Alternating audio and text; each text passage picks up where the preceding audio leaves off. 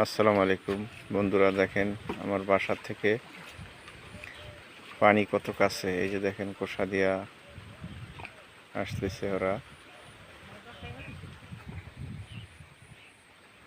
রে এত সকাল বাইরে এসেছিস কা কোষা লইয়া?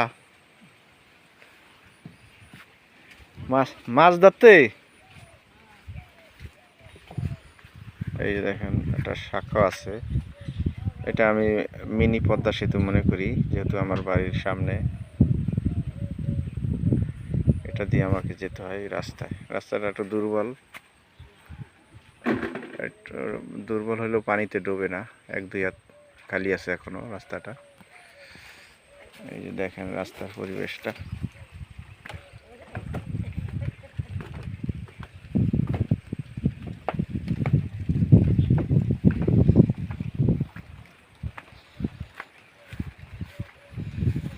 এই পরিবেশটা এলো রাস্তার পরিবেশ, আর এলো ওই আমার বাড়ির পরিবেশ।